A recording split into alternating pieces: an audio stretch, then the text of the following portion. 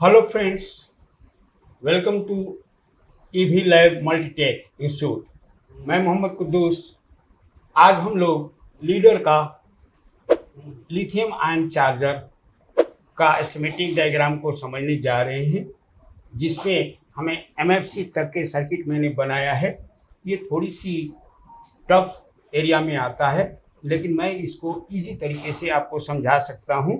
साथ ही साथ बहुत सारे स्टूडेंट का डिमांड था कि हमें लीडर का एस्टिमेटिक डायग्राम चाहिए, तो उनके पास तो एस्टिमेटिक डायग्राम जाएगा ही, लेकिन आपके पास भी ये चला जाए, इसलिए मैं ये एस्टिमेटिक डायग्राम बनाया।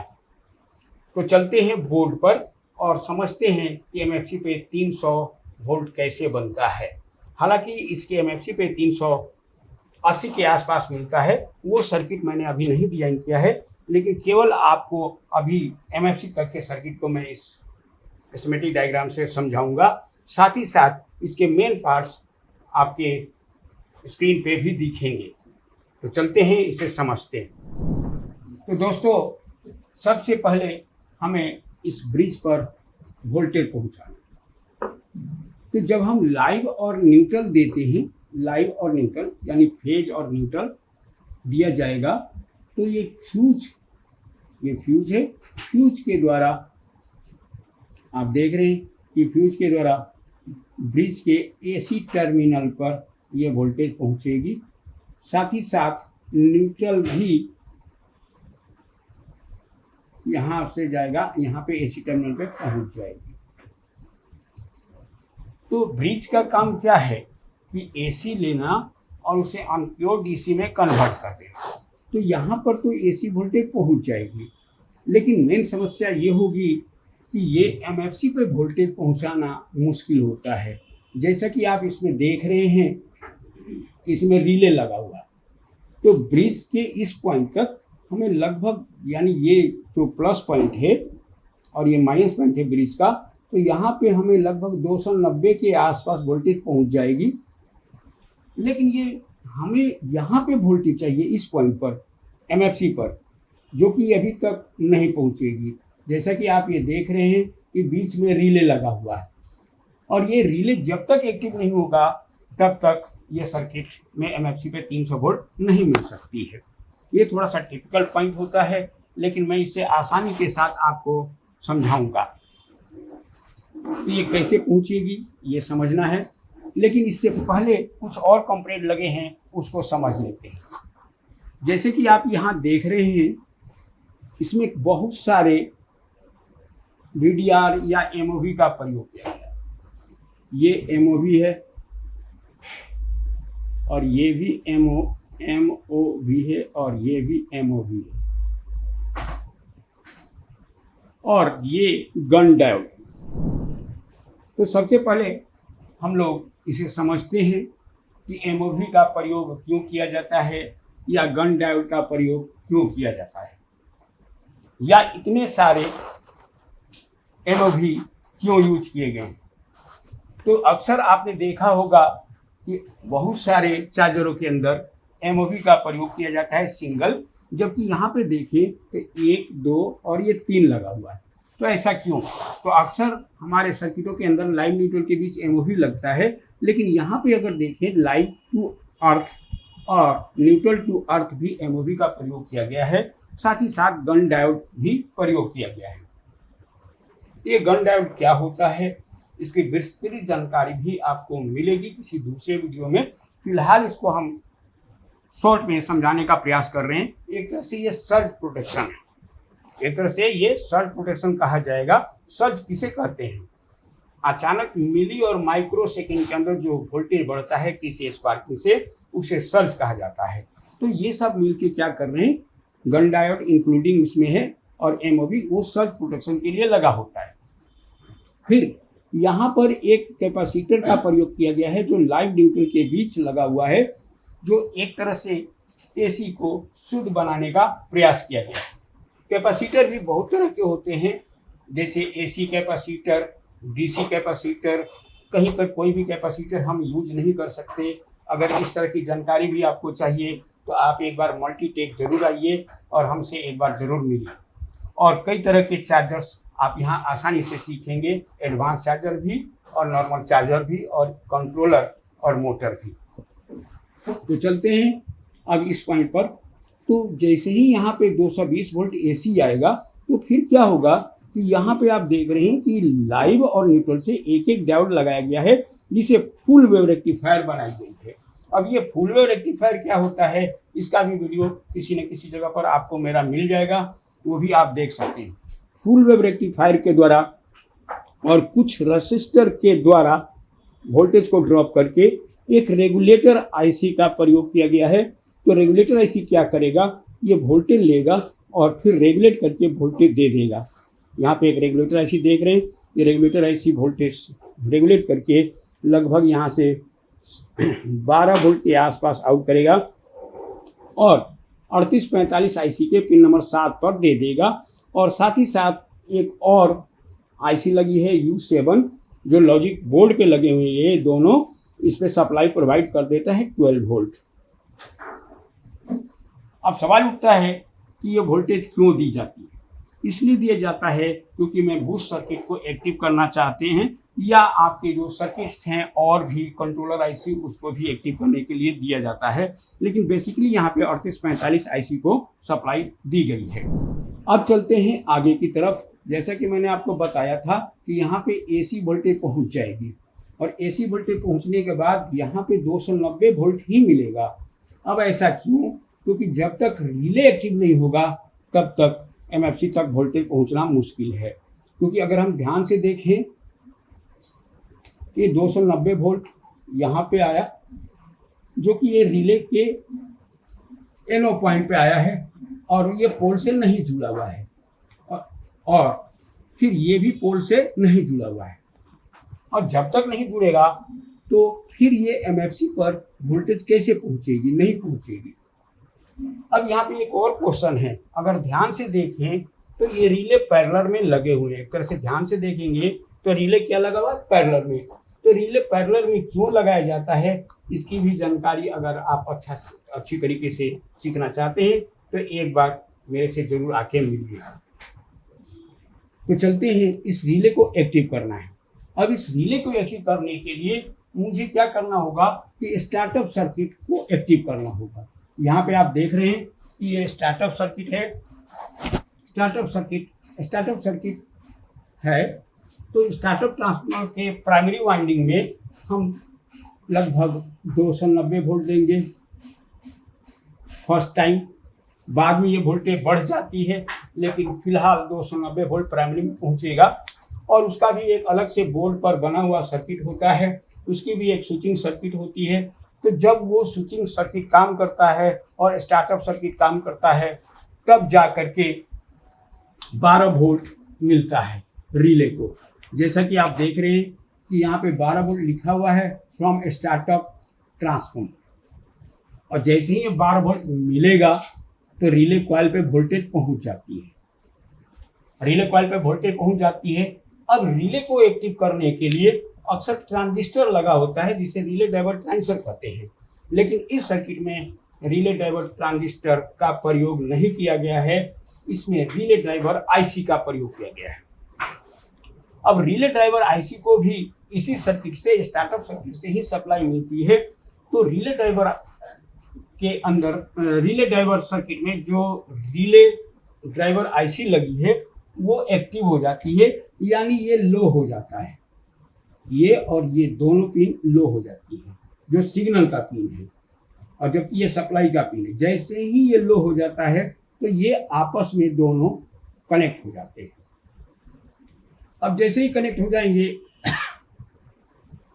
तो आप देख रहे हैं कि इस टर्मिनल से होता हुआ ये MFC पे वोल्टेज पहुंच जाएगा और MFC पे वोल्टेज पहुंच जाएगा और MFC पे वोल्टेज पहुंचने के साथ साथ ये वोल्टेज कुछ न कुछ वोल्टेज को ड्रॉप करके इस रजिस्टर के द्वारा ड्रॉप करके 3845 IC के पिन नंबर 2 पर दे दिया जाता है।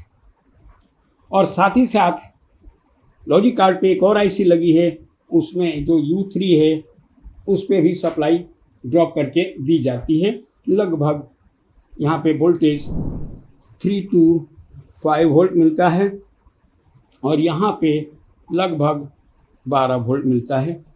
ये ऐसा इसलिए होता है क्योंकि रेजिस्टर का वैल्यू के अनुसार ये वोल्टेज चेंज होती है।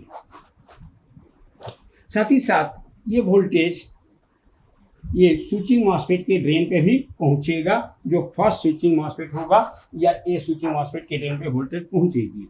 फिलहाल आपको मिलेगी लगभग 300 वोल्ट या 311 वोल्ट के आसपास। यहाँ पे भी 311 वोल्ट ही मिलेगी, लेकिन 311 वोल्ट से हमारा ये सर्किट प्रॉपर काम नहीं करता है। हमें यहाँ पे चाहिए लगभग 380 वोल्ट, 380 वोल्ट चाहिए। अब 380 वोल्ट को लाने के लिए मुझे बूस्ट सर्किट को एक्टिव करना पड़ता है। तो ये बूस्ट सर्किट क्या है इसमें हमने ऐड नहीं किया है, लेकिन ये सर्किट भी आपको ज़रूर मिलेगा कि बूस्ट सर्किट कैसे काम करता है। और इसका एक दूसरा नाम है पीएफसी सेक्शन, यानी पीएफसी लोग भी बोलते हैं इसे। पावर फैक्टर के बारे में भी आपको जानकारी दी जाएगी, लेकिन इस वीडियो में हम इसके बारे में अभी नहीं बताएंगे। केवल आपको बताएंगे कि यहाँ पे वोल्टेज 311 वोल्ट मिलेगा जब आपका पीएफसी सेक्शन या बूस्ट सर्किट काम नहीं करेगी तब। लेकिन जैसे ही ये बूस्ट सर्किट काम करती है, इसके लिए और भी पीछे ड्राइवर सर्किट लगा होता है, जैसे कि आपको लिखा हुआ है। तो जैसे ही ये ड्राइवर सर्किट काम करता है तो ये बूस्ट कॉइल या पीएफसी कॉइल है, जब ये काम करता है तो ये वोल्टेज आपको बढ़ा देता है और यहाँ पे अब क्या मिलने लगता है, लगभग 380 वोल्ट 380 वोल्ट मिलता है। और जाहिर सी बात है यहाँ पर भी वोल्टेज कुछ ना कुछ बढ़ ही जाएगा। स्टार्टअप सर्किट में वोल्टेज बढ़ जाता है और ये प्रॉपर ढंग से काम करता है। एक तरह से कहा जा सकता है कि ये डायोड एक तरह से फीडबैक का कार्य करता है।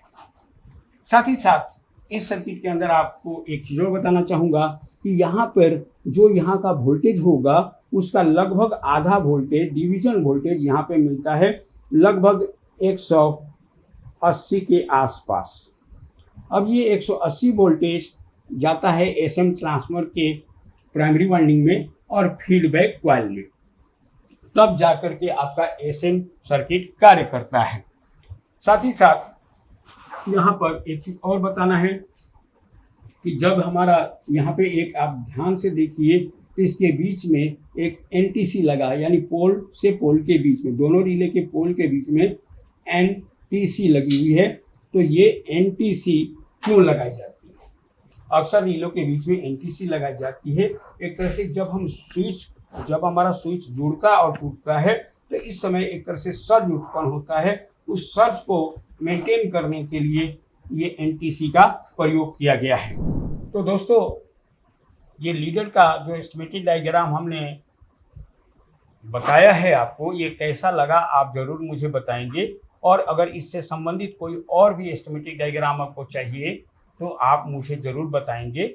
साथ ही साथ मैं एक चीज़ और कहना चाहूँगा कि हम लोग बहुत ही जल्द लिथियम आयन चार्जर के साथ साथ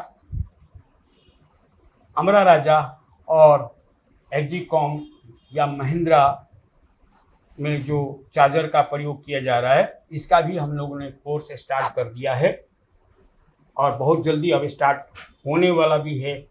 विदिन 10 डेज़ के अंदर ही इसका भी मैंने स्कीमेटिक डायग्राम बना रखा है।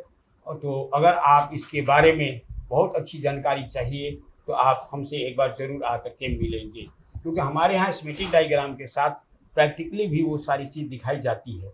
आने वाले समय में ये लिथियम आयन चार्जर बड़ी तेज़ी से फैल रहा है और इसको सॉल्व करने के लिए, यानी जो प्रॉब्लम आती है उसको सॉल्व करने का भी तरीका हम बहुत ही आसानी के साथ यहाँ पर आपको बताते हैं।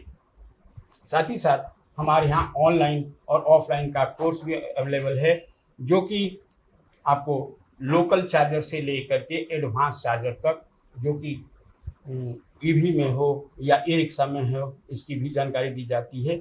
और साथ ही साथ हमारे यहाँ motor, controller, wiring, battery, lithium ion battery का भी कोर्स कराया जाता है। कि आप उसको कैसे आप लिथियम आयन बना सकते हैं और घर बैठे बहुत अच्छा पैसा कमा सकते हैं। तो आइए अब हम लोग इसमें जो मेन कंपोनेंट्स के बारे में मैंने यहाँ पे बताया था, एक बार मैं दिखा दूँ कि मैं किस एस्टिमेटिक डायग्राम को बनाया। तो दोस्तों, जो मैंने एस्टिमेटिक डायग्राम बनाई थी वो कंपोनेंट इसमें कहाँ है, इस चार्जर में कहाँ है, ये देखते हैं। सबसे पहले यहाँ पे आप देख रहे हैं लाइव और न्यूट्रल का टर्मिनल बने हुए हैं, ये दोनों लाइव न्यूट्रल का। और यहाँ पे ध्यान देंगे ये गन डायोड है, ये वाला गन डायोड है जो देखने में शीशे जैसा लग रहा, ये गन डायोड है।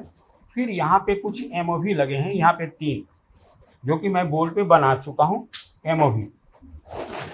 उसके बाद ये ब्रिज डायोड है, और ब्रिज के प्लस और माइनस के बीच जो आप कैपेसिटर देख रहे हैं, जो ये नॉन पोलराइज कैपेसिटर है बॉक्स टाइप, वो दिखाया गया है। साथ ही साथ इसके नीचे अगर ये पीला रंग का अगर आप कैपेसिटर देखें तो वो लाइव न्यूट्रल के बीच लगा हुआ है, जो आप एस्टिमेटिक डायग्राम में देख रहे हैं। उसके बाद बात करते हैं वो एनटीसी, जो कि ये आप देख रहे हैं, ये दोनों रिले हैं, और रिले के पोल से पोल के बीच में ये एनटीसी लगा हुआ है। ये रिले है और रिले के बीच पोल और पोल, दोनों पोलों के बीच ये एनटीसी लगी है, और फिर ये 2 एमएफसी लगी हुई है। फिर ये जो मैं बूस्ट कॉइल बोल रहा हूँ या पीएफसी कॉइल, ये जो आप दिख रहा है बूस्ट कॉइल और पीएफसी कॉइल भी कहा जाता है, ये हमने एस्टिमेटिक डायग्राम में बनाई है।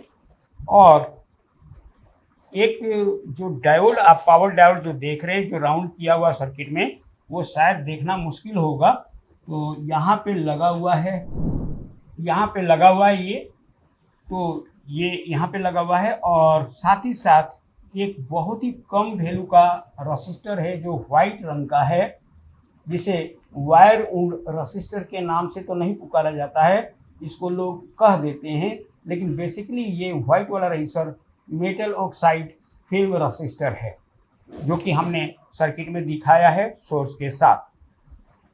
तो ऐसे और भी बहुत सारे इसमें रजिस्टर वगैरह लगे हुए हैं जो इस सर्किट में आप देख नहीं पाएंगे, जो कि मैंने यहाँ पे ये सारा एक्सप्लेन करके बताया है। लास्ट में आपको एक बूस्ट कॉइल के बाद बूस्ट मॉसफेट दिखाना चाहूँगा, जो आप स्पष्ट देख सकते हैं। बूस्ट मॉसफेट आप ये देख रहे हैं, जो कि मैंने नीचे आपको बूस्ट मॉसफेट के रूप में दिखाया है, जिसे पीएफसी मॉसफेट भी कहा जाता है। ये डिफरेंट टाइप का होता है। इसका काम क्या होता है कि 300 वोल्ट को 400 वोल्ट के आसपास पहुंचाना, यानी 380 वोल्ट तक पहुंचा देता है इस मॉसफेट के साथ, और इस कॉइल के हेल्प से, बूस्ट कॉइल के हेल्प से या पीएफसी कॉइल के हेल्प से।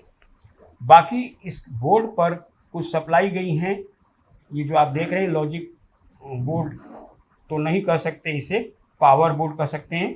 तो पावर बोर्ड पर यहाँ पे 3845 आईसी लगी हुई है। इसके नीचे देखना थोड़ा मुश्किल होगा आपको, लेकिन मैं पिन दिखा रहा हूँ। यहाँ पे जो आईसी लगी हुई है, ये मेन है जो बूस्ट को ऑपरेट करता है। बूस्ट को ऑपरेट करने के लिए इसके पिन नंबर 7 से सिग्नल आउट होता है। तो दोस्तों, मैंने इस सर्किट को पूरी तरह से एक्सप्लेन किया है। लास्ट में एक और पॉइंट बता दूं आपको कि जो 12 वोल्ट स्टार्टअप सर्किट से आएगा वो बजर को जाएगा और फैन को जाएगा, फैन कनेक्टर को जाएगा। लेकिन ये बजर तब बजेगा जब इसमें कोई प्रॉब्लम होती है तब, या जब एक बार जो चार्जर ऑन करते हैं तो वॉच टाइम के लिए ये बजर एक्टिव होता है। रियल में होता क्या है कि ये लो हो जाता है और बजर का एक टर्मिनल पर 12 वोल्ट की सप्लाई, जबकि दूसरे टर्मिनल पर जो कि इसमें लगा हुआ है रिले ड्राइवर आईसी, उसके द्वारा लो किया जाता है, जिससे ये बजर एक्टिव हो जाता है। तो उम्मीद है ये वीडियो आपको पसंद आया होगा। और अगर आप बहुत ही अच्छी तरह से बहुत ही बारीकियां समझना चाहते हैं तो किसी अनुभवी टीचर से ही पढ़ना चाहिए। और हम आपको बहुत ही अनुभव के साथ पूरा हमारा फोकस होता है कि हमारा स्टूडेंट अच्छे से अच्छा यहाँ से सीख के जाए, क्योंकि स्टूडेंट जो हमारा आता है कुछ यहाँ पे सोच के आता है कि अपनी लाइफ को आगे बढ़ाना है, तो हम उसके साथ ज़रूर रहते हैं। इस वीडियो में इतना ही। थैंक यू वेरी मच दोस्तों।